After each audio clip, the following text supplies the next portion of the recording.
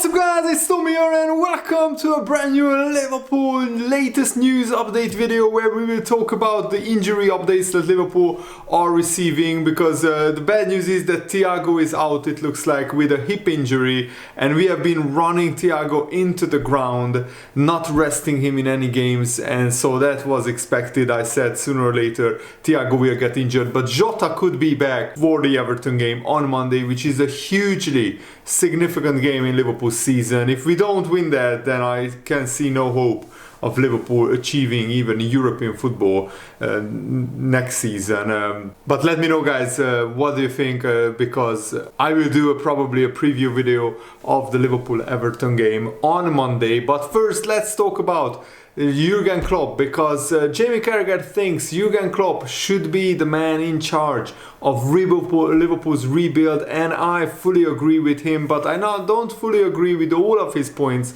that he's making. He did a brilliant article in the Telegraph and he said that Jurgen Klopp has a lot of credit in the bank, and he said, I would, and I quote, "I would change everyone else at Liverpool before Jurgen Klopp, but we cannot ignore that the Anfield Renaissance was assisted by the collective expertise of many departments. The coaching staff, the recruitment staff was working in harmony, but that's not the case anymore. Until last summer, virtually every major deal, Mane, Salah, Andy Robertson, Van Dijk, Fabinho, fit the high-intensity style to elevate the performance level of Liverpool, and contract renewals were timed perfectly as well, so that wage increases reflected age and performance. But in the past 12 to 18 months, something changed.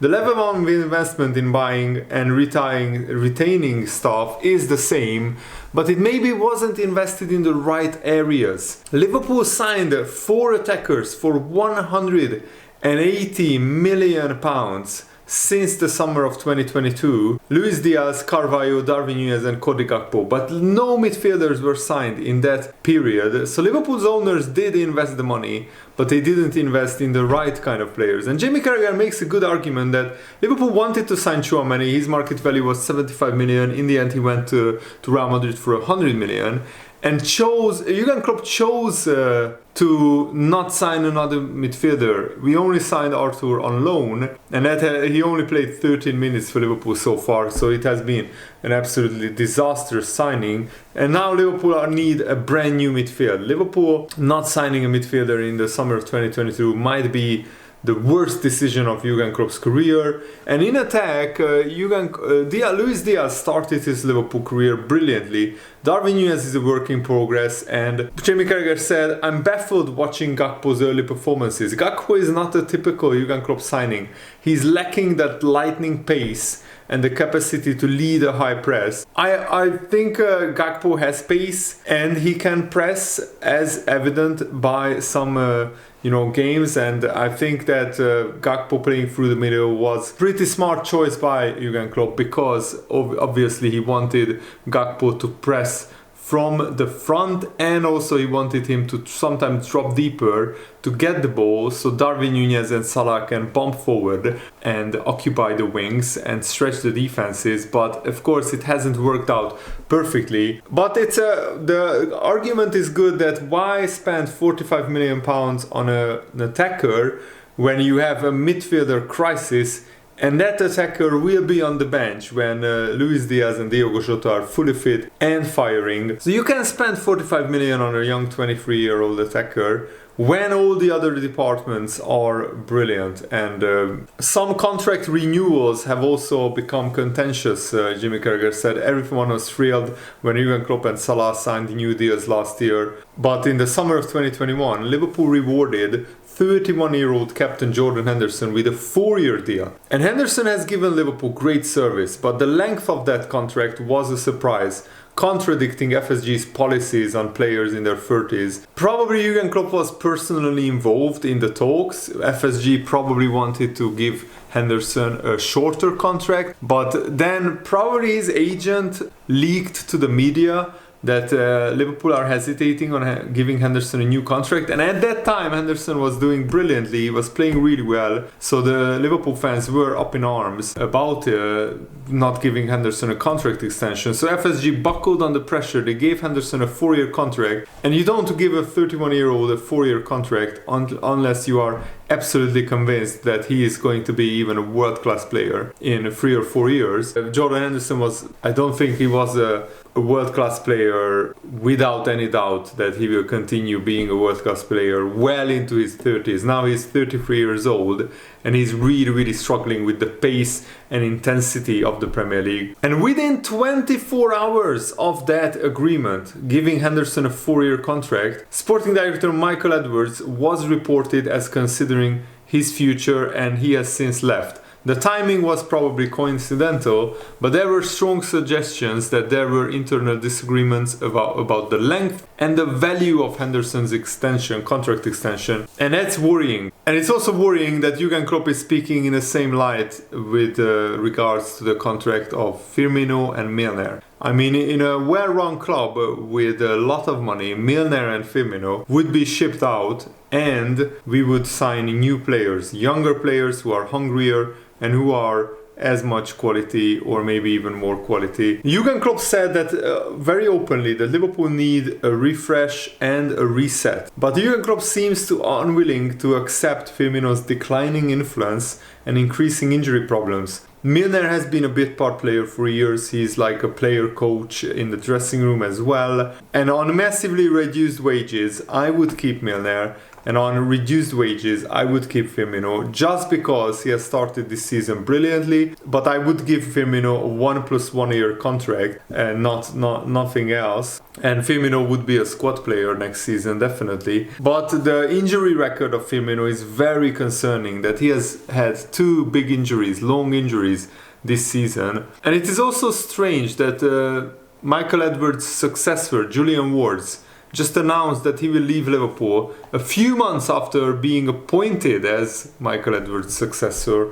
Whatever their reasons, the team behind the team is changing, and it is difficult for anyone connected to Liverpool to downplay the significance when there was such a concerted PR effort to praise and emphasize their influence over the previous 7 years. The timing of Liverpool needing a new sporting director could not be worse heading into a massive summer for Liverpool. We can see the on-field impact of recent decisions right now, because despite a wage bill in excess of £300 million per season, too few Liverpool players are in that peak age of 25 to 28. Fewer still are able to carry the team when the best players like Van Dijk, Salah and Trent are off form or injured. And when the injury list is as long as it is, after all the years of FSG fending off interest in players from La Liga giants, on current form there is not one player in the Liverpool squad who would likely attract a bid from a club of similar standing like Barcelona or Real Madrid. And there is a misconception among many football fans that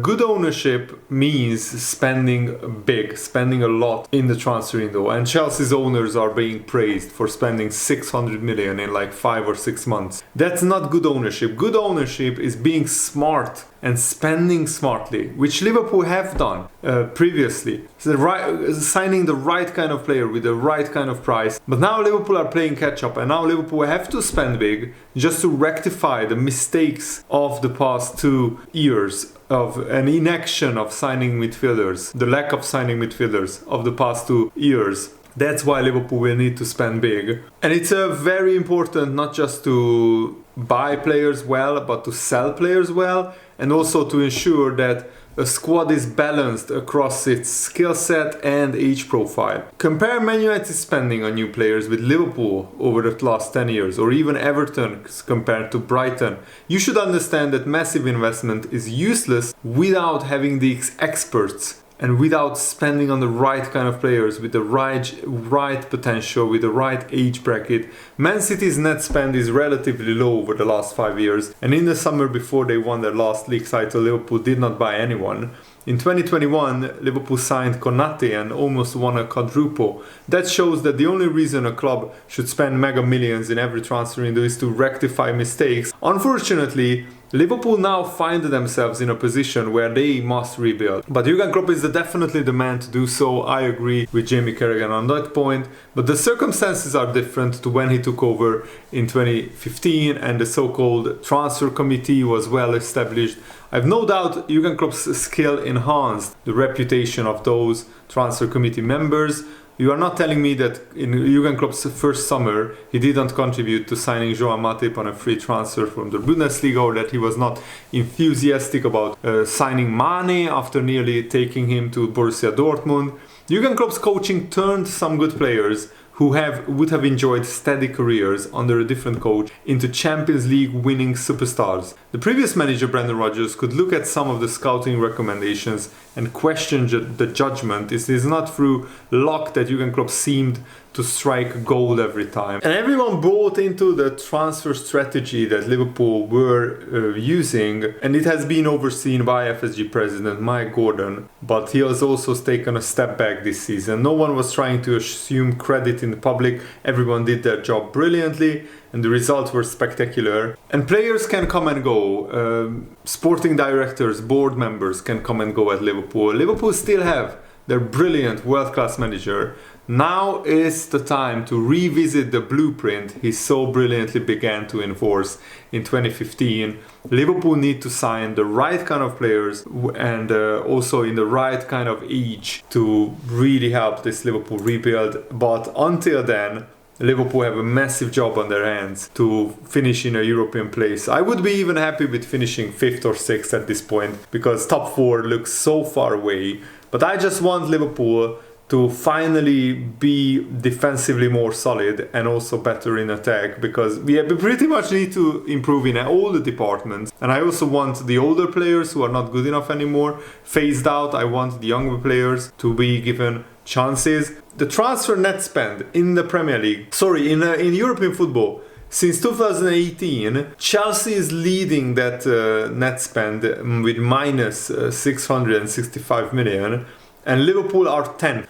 Wolves, Aston Villa, Newcastle, West Ham, Tottenham, Arsenal, Man United and Chelsea. 8 Premier League clubs have a bigger net spend than Liverpool in the past 4 years. And that can't be right. 4.5 years. That can't be right. Liverpool have less net spend than Wolves, Newcastle and Aston Villa and West Ham. I mean, how can West Ham, Aston Villa and Wolves spend more money than Liverpool net spend? That's ludicrous. And I mean, anybody who is claiming that Man City didn't cheat and they are following financial fair play rules, just listen to this. Man City spent a total of £1.28 billion over 8 seasons, which is averaging £160 million per season since the 2015-16 season. But if you go back to the 2007-2008 season, Man City spent £2.1 billion since then, which is an average of £132 million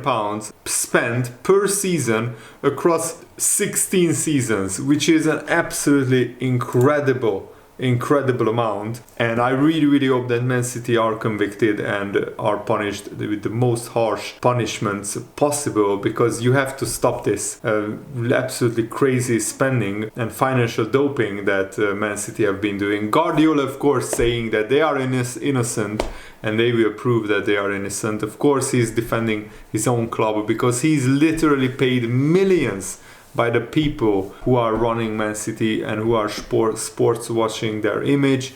But their image is getting tainted and getting destroyed, hopefully in the next few years, when it will come out that Man City did in fact cheat. That's just my honest opinion, that's my prediction, but hopefully the truth will come out one way or the other. Let me know what you think in the comments below, and thanks for watching, guys. Hope you enjoyed this. Have a nice day. See you later. Goodbye.